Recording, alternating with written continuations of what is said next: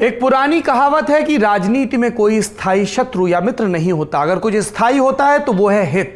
जहां जिसका हित सधे वो उस पाले में चला जाता है।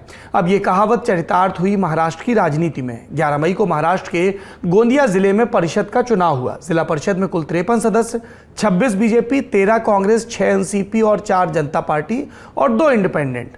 जब अध्यक्ष पद के लिए चुनाव हुआ तो शरद पवार की पार्टी एनसीपी ने बीजेपी के साथ हाथ मिलाकर कांग्रेस का साथ छोड़ा। अध्यक्ष पद चला गया बीजेपी को, उपाध्यक्ष पद मिल गया एनसीपी को। राज्य में भले ही एनसीपी, कांग्रेस और शिवसेना महागठबंधन की महाविकास अघाड़ी सरकार चल रही हो, लेकिन परिषद चुनाव में जीत के बाद एनसीपी और कांग्रेस के आपसी मतभेद खुलकर सामने आ गए। कांग्रेस की महाराष्ट्र राज्य इकाई के अध्यक्ष नाना पटोले ने इस घटना को पीठ में छुरा घोंपने जैसा बताया। महानगर पालिका के मेंबर हो, जो सिटिंग मेंबर राष्ट्रवादी अपने साथ लेके गई। आपने कल ही भंडारा गोंदिया में देखा कि जिला परिषद पंचायत समिति में बीजेपी से अलायंस राष्ट्रवादी कर उनसे सत्ता में शामिल होते हैं। तो ऐसी जो मानसिकता रखने वाली राष्ट्रवादी पीठ पर अगर खंजीर घुपसने का काम, हमें दुश्मन भी चाहिए तो सामने का चाहिए। अगर साथ में रहकर अगर पीठ पे खंजीर घुपसने का काम किया जाता है तो इसका जवाब पूछा जाएगा। हमारे हाईकमान से इस विषय पे पूरी चर्चा हम करेंगे। अजित पवार ने कहा, नाना पटोले का ये बयान हास्यास्पद है। हम कभी भी पीठ में खंजर या तलवार घोंपने वाली भाषा का इस्तेमाल नहीं करते। तो एक तरफ गठबंधन के साथियों में बयानबाजी चल रही है, दूसरी तरफ भाजपा के नेता मंद मंद मुस्कुरा रहे हैं।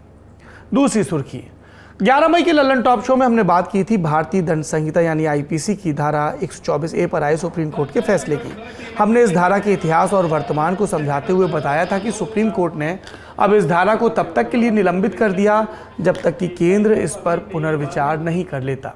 इसके अलावा कोर्ट ने अपील भी की है कि जब तक ये प्रक्रिया चल रही है तब तक राजद्रोह की इस धारा में कोई एफआईआर दर्ज न की जाए।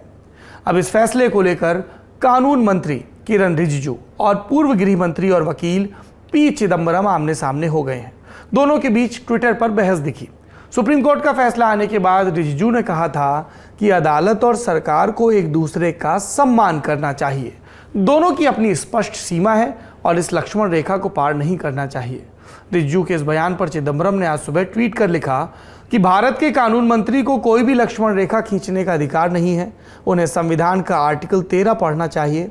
ऐसे कानून को कानून की किताब में रहने नहीं दिया जा सकता जो मौलिक अधिकारों का उल्लंघन करता हो। किरण रिजिजू ने चिदम्बरम के ट्वीट को रिट्वीट करते हुए तंज में अपनी टिप्पणी लिखी कि इसीलिए नेहरू जी पहला संशोधन लाए और श्रीमती इंदिरा गांधी ने भारत के इतिहास में पहली बार धारा 124A को संज्ञेय अपराध बनाया। आगे रिजिजू ने अपने ट्वीट में कांग्रेस की सरकार के दौरान कोर्ट के फैसलों को पलटने का आरोप लगाया। इसके अलावा रिजिजू का दावा है कि राजद्रोह के मामले लगाने पर यूपीए सरकार का ट्रैक रिकॉर्ड सबसे ज़्यादा खराब है। वैसे एक सच ये भी है कि सरकार चाहे जिसकी भी रहे, हर सरकार ने अपने विरोध की आवाज़ों को दबाने के लिए इस कानून का जमकर दुरुपयोग किया है। अगली सुर्खी, साल 2021 के आखिरी महीने दिसंबर में उत्तराखंड के हरिद्वार में कथित धर्म संसद का आयोजन हुआ था। बताने की जरूरत नहीं कि कैसे धर्म संसद के नाम पर मुसलमानों के खिलाफ घटिया बयानबाजी हुई थी।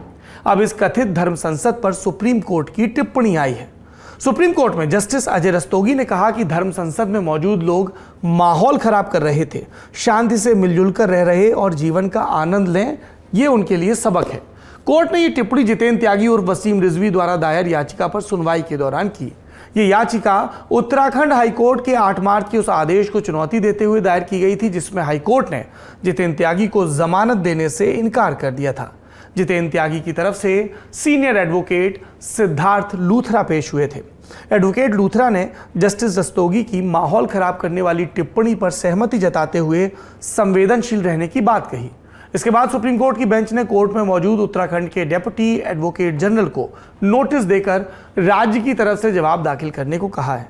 इस मामले में अगली सुनवाई 17 मई को होगी। अगली सुर्खी आपकी और हमारी जेब से जुड़ी है। अप्रैल महीने की महंगाई दर ने आग में घी डाल दिया है। आज सरकार द्वारा जारी आंकड़ों के मुताबिक कंज्यूमर प्राइस इंडेक्स पर आधारित खुदरा महंगाई दर अप्रैल में 7.79% हुई। ये दर बीते 8 साल में सबसे ज्यादा है। मार्च महीने में खुदरा महंगाई दर 6.9% दर्ज की गई थी। खाने पीने की चीजों की महंगाई सबसे ज्यादा बढ़ी, जिसकी CPI में 50% हिस्सेदारी होती है। अप्रैल में सब्जियां और खाद्य तेल के दाम भी सबसे ज्यादा बढ़े हैं। ये आंकड़े महंगाई को लेकर सरकार और RBI के अनुमानों से कहीं ज्यादा हैं। इससे RBI पर ब्याज दरें बढ़ाने का दबाव और भी बढ़ गया है। RBI ने पिछले दिनों अचानक रेपो रेट में 40 बेसिस पॉइंट यानी 0.4% की बढ़ोतरी कर सबको चौंकाया था। RBI ब्याज दरें बढ़ाकर मार्केट में नकदी समेटता है ताकि डिमांड घटे और महंगाई पर लगाम कसे। हालांकि इसका दूसरा पहलू भी है।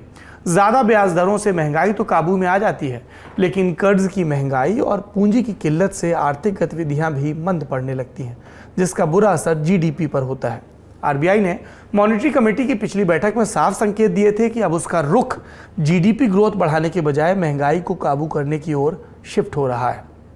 अगली सुर्खी का संबंध है चुनाव आयोग से।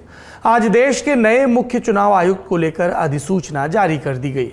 इसके मुताबिक राजीव कुमार अब देश के अगले चीफ इलेक्शन कमिश्नर होंगे।